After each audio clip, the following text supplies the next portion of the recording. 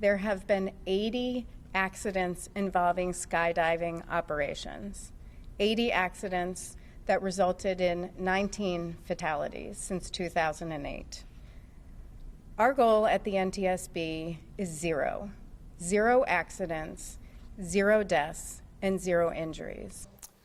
But 11 of those deaths happened just this past Friday in Hawaii. While the National Transportation Safety Board doesn't know why the plane crashed, they say recommendations from a report in 2008 were ignored. That report looked at a crash here in Colorado, and 9 News reporter Katie Eastman takes us back almost 40 years ago. Cessna carrying the skydivers. April 18th, 1981. This was the wreckage of a crash between a plane carrying skydivers and a commuter plane carrying 13 people headed to Wyoming. Somehow the two collided about 8,500 feet above the ground. 2 people on the skydiving plane died, and everyone on the commuter plane was killed, including Christine Love. She was about to see her son's second daughter. It was a tragic day for us and for our family. It'll be with us for the rest of our lives. The crash that killed Kim Love's mom was one of 32 crashes the National Transportation Safety Board looked at for a report in 2008 on the safety of parachute jump operations. The NTSB concluded pilots were undertrained, pre-flight inspections were inadequate, and the Federal Aviation Administration had a lack of oversight. The NTSB has called on the FAA to improve the safety of parachute jump operations. The NTSB says their operations are weaker than other regulations for commercial and tour group operations. The crippled commuter It's plane been almost 40 years since these planes collided in Loveland, 11 years since that report, and just a few days after the skydiving plane crashed in Hawaii, killing 3 Coloradans.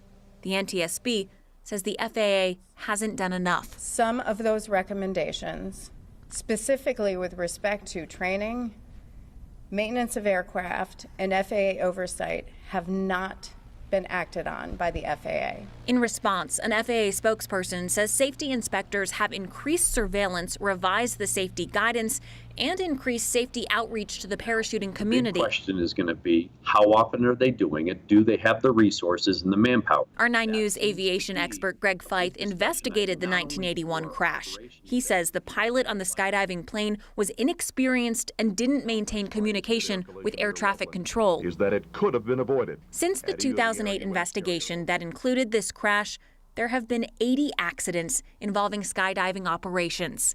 The NTSB says they all should have been avoided.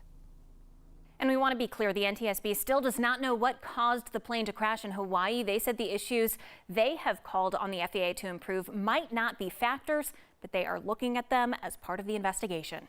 Well, we certainly think of skydiving generally as being a bit of a dangerous sport, but not the actual flying to skydive as being the dangerous part of it. Right, yeah. Oh, and this latest accident, just terrible. Renews all this discussion. Thank you, Katie. The search for a missing college student in Utah has taken